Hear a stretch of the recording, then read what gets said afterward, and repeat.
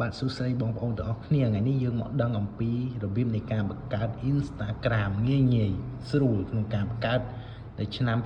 2026នេះជាទូទៅនៅឆ្នាំ2026នេះភាគច្រើនប្រជាជននៅប្រទេសកម្ពុជាយើងប្រើប្រាស់ច្រើនទូលំទូលាយទៅលើ Instagram ណាបន្ទាប់ពីកម្មវិធី Facebook ភាគច្រើនគេប្រើទៅលើ Instagram បាទជាដំបូងយើងចូលទៅកាន់នេះបង្កើតថ្មីនឹងមកអូខេដាក់លេខទូរស័ព្ទមកលេខទូរស័ព្ទដែលយើងប្រើហើយចុចទៅបន្ទាប់ទៀតអូខេលោតហើយណាចុចបន្ទាប់មកអនុញ្ញាតចុចពាក្យអនុញ្ញាតមកបន្តិចទៀតវានឹងលោត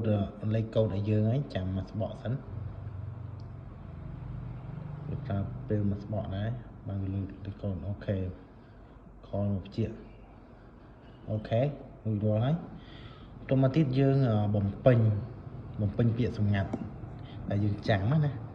ពាក្យសម្ងាត់អីក៏ដោយដែលយើងចាំណាអូខេខ្ញុំសុំលាក់ណាដោយសារពាក្យសម្ងាត់នេះបន្ទាប់មកទៀតយើងចុចពាក្យថាបន្ទាប់ហើយគេឲ្យយើងរើសថ្ងៃខែយើងរើសថ្ងៃដែលយើងកើតមកជាស្ដែងយើងកើតថ្ងៃណាអញ្ចឹងណាអូខេដាក់97 21ហើយតោះមកយើងចុចនេះពាក្យ select ហ្នឹងមកអូខេទៅហើយចុចទៅបន្ទាប់ទៀតវាឲ្យយើងបំពេញឈ្មោះ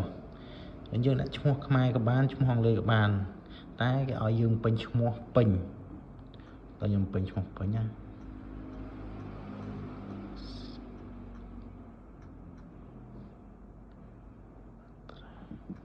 អូខេពេញឈ្មោះពេញចុចទៅបន្ទាប់ទៀតអូខចាំតិចយើងថយវិញសុំសាកចេះសិននេះសុំសាកស៊ីនវត្រាអូខេចុចទៅបន្ទាប់ហើយនេះ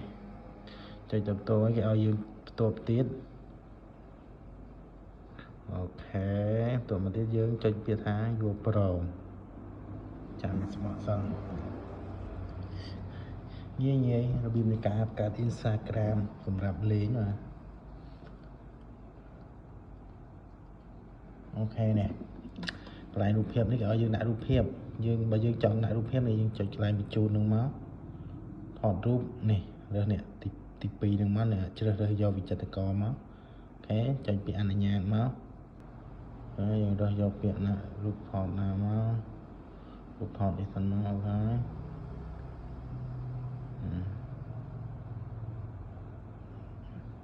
វាឲ្យយើងកំណត់ចឹងណា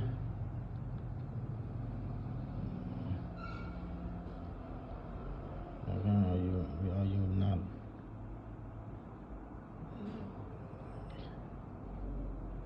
រូបភាពយើងដាក់ថាអនុញ្ញាតចំណិចមកអូខេអនុញ្ញាតចំណិចយើងថយចេញវិញមក